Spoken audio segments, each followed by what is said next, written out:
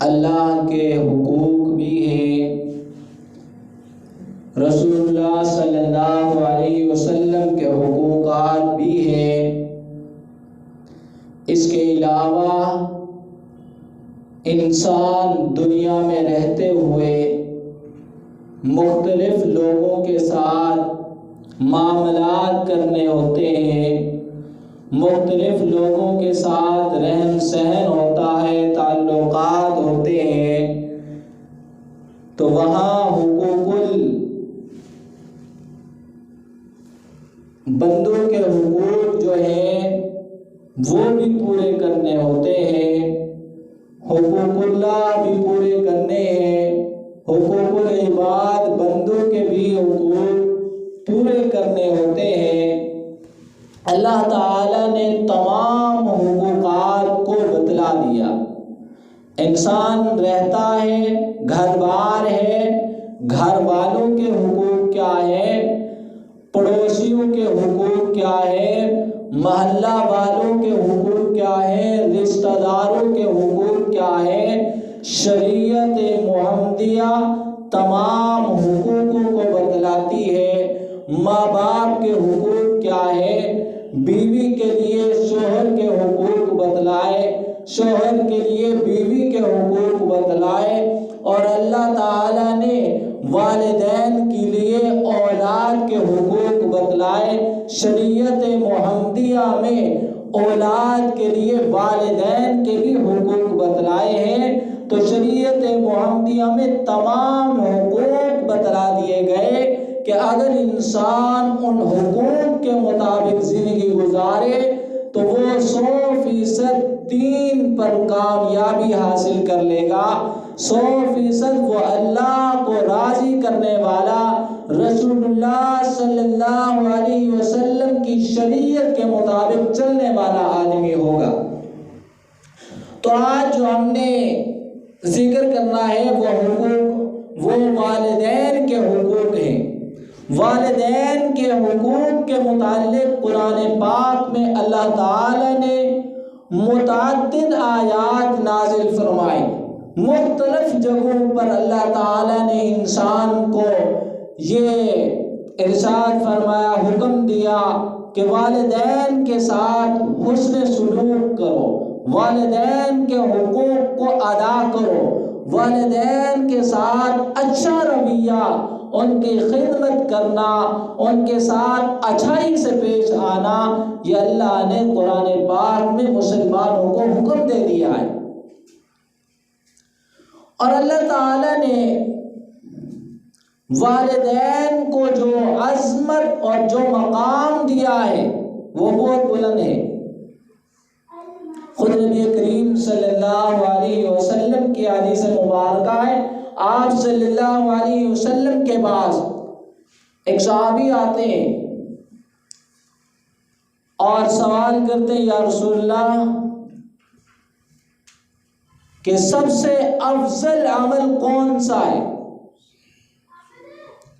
رسول اللہ صلی اللہ علیہ وسلم ارشاد فرماتے ہیں کہ سب سے افضل عمل نماز کو ادا کرنا ہے۔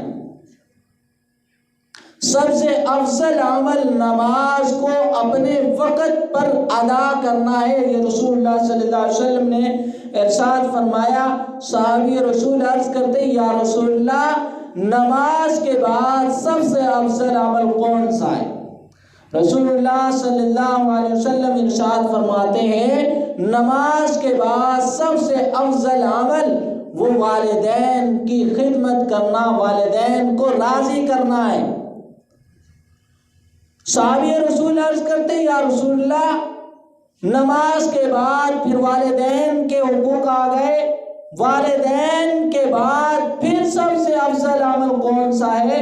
تو رسول اللہ صلی اللہ علیہ وسلم ارشاد فرماتے ہیں، پھر ان کے بعد سب سے افضل عمل وہ اللہ کے راستے میں جہاد کرنا ہے۔ تو یہ رسول اللہ صلی اللہ علیہ وسلم نے سب سے افضل عمل نماز کو اپنے وقت پر ادا کرنا، پھر اس کے بعد جہاد سے پہلے والدین کی رضا کو افضل عمل بتلایا، والدین کو راضی کرنا، ان کی خدمت کرنے کو جہاد سے بھی افضل عمل بتلایا، پہلے بتلایا۔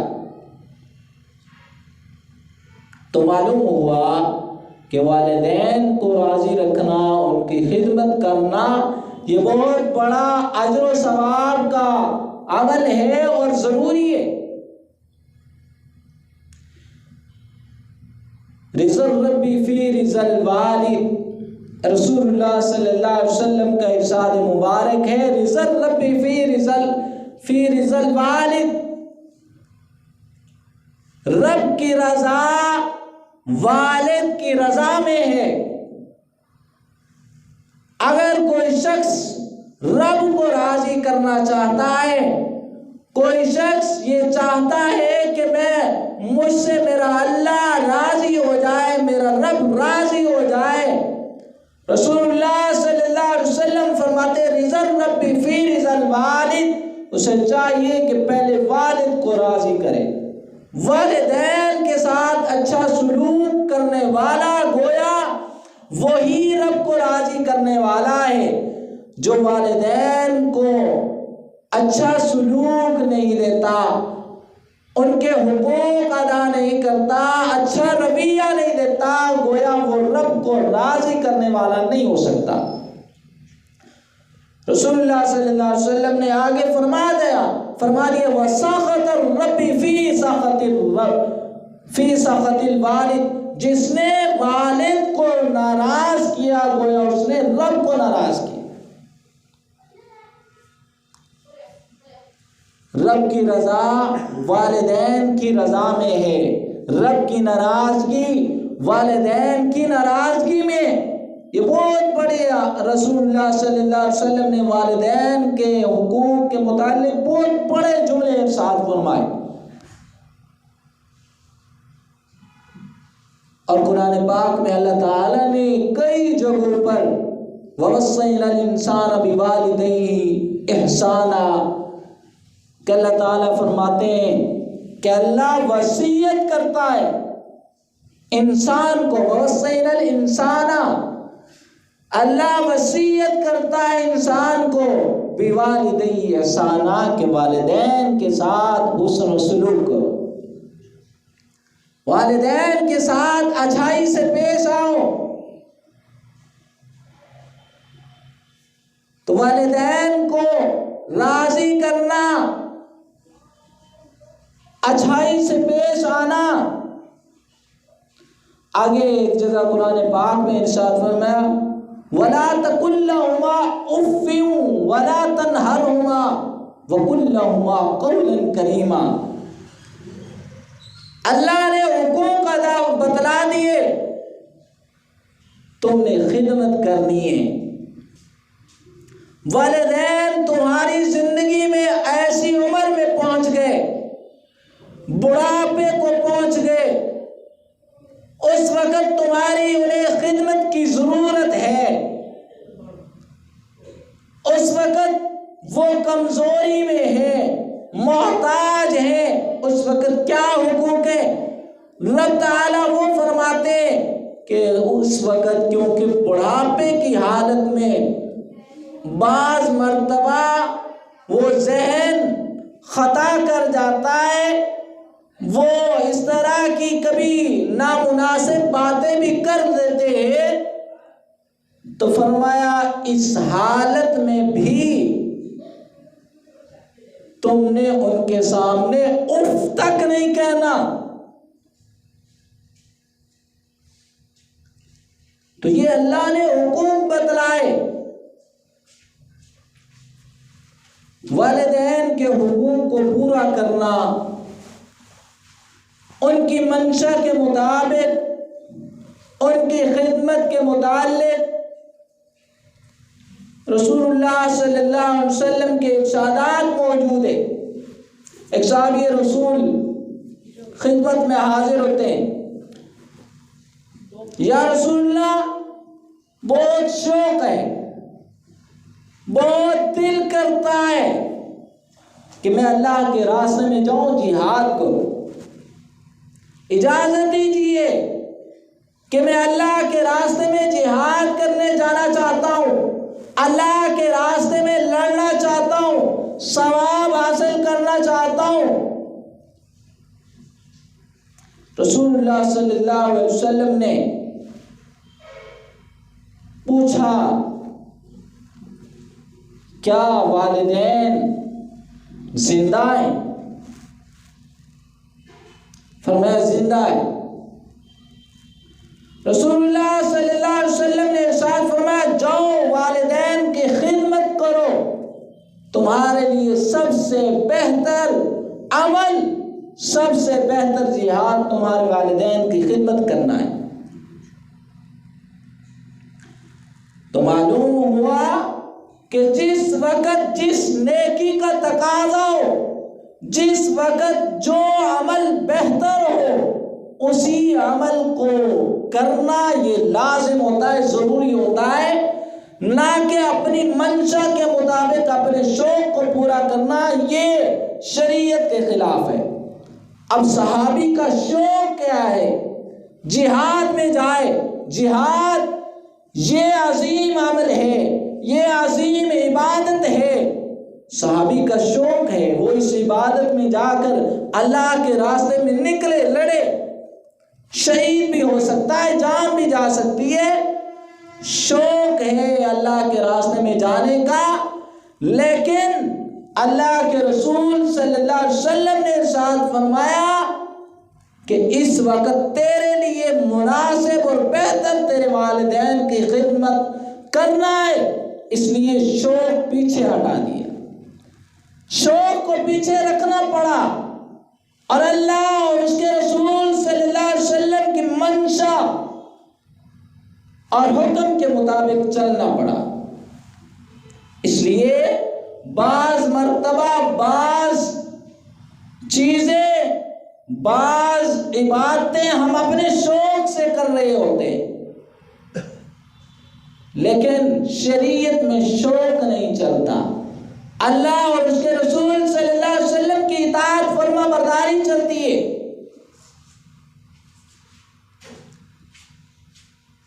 مثال کے طور اس بات کو سمجھیے کہ ایک آدمی اپنی بیوی کے ساتھ کہیں جنگل میں، ویرانی ہے اور جنگل ہے، کوئی آبادی نہیں، وہ موجود ہے اس جنگل میں، بیوی ساتھ ہے۔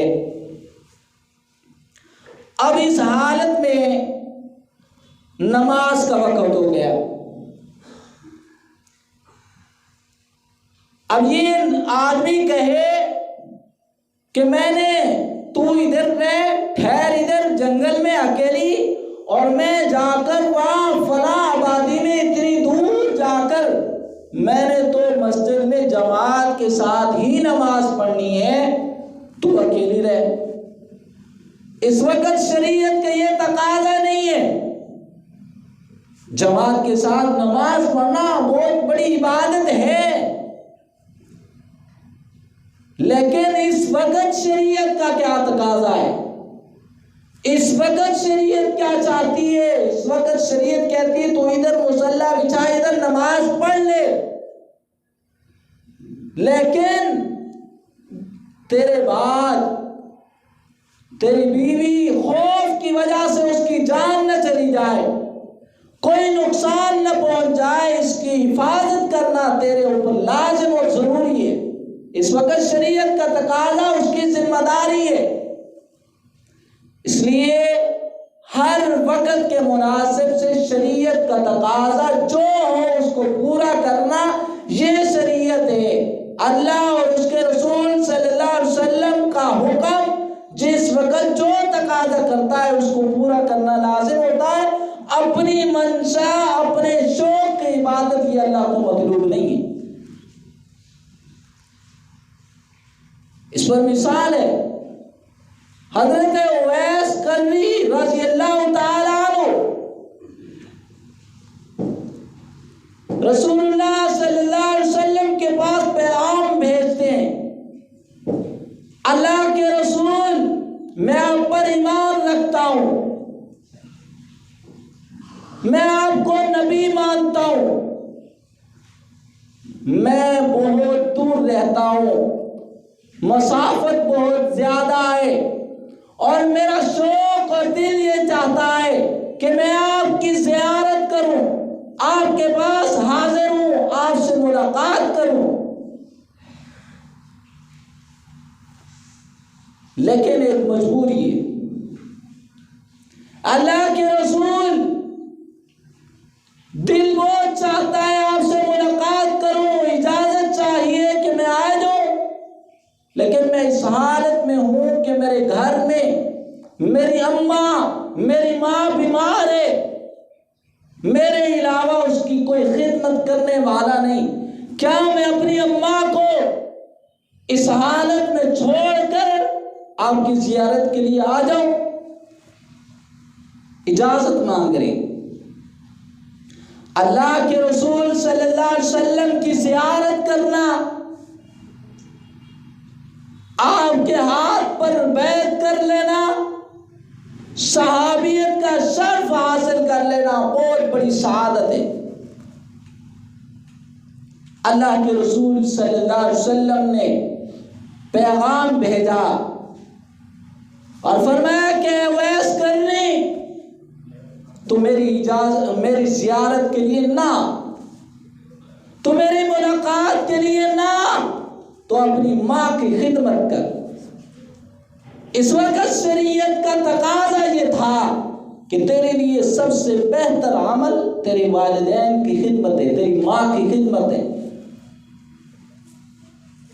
تو پتہ کیا چلا کہ ہر وقت کے لحاظ سے شریعت کا تقاضا جو ہو اسے پورا کرنا چاہیے، اپنے شوق کو نہیں۔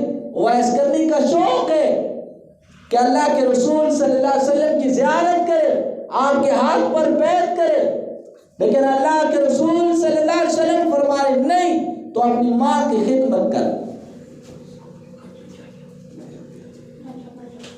آج ہر مسلمان یہ چاہت اور خواہش رکھتا ہے کہ روزہ رسول کو دیکھے، روزہ رسول کی زیارت کرے،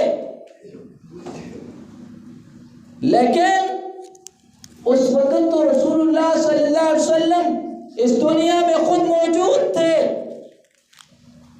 ان سے اس وقت کی ملاقات مسلمانوں میں سے کیا شوق رکھتا ہوگا؟ اویس کرنے کی کتنی پھر چاہت ہوگی آپ سے ملنے کی۔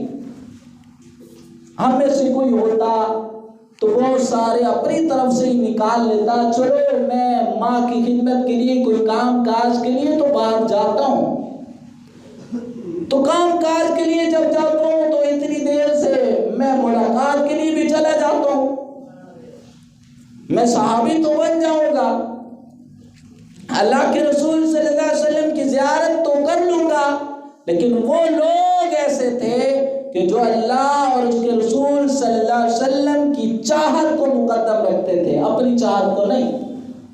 اللہ اور اس کے رسول صلی اللہ علیہ وسلم کا حکم کیا ہے اس کو مقدم رکھتے تھے۔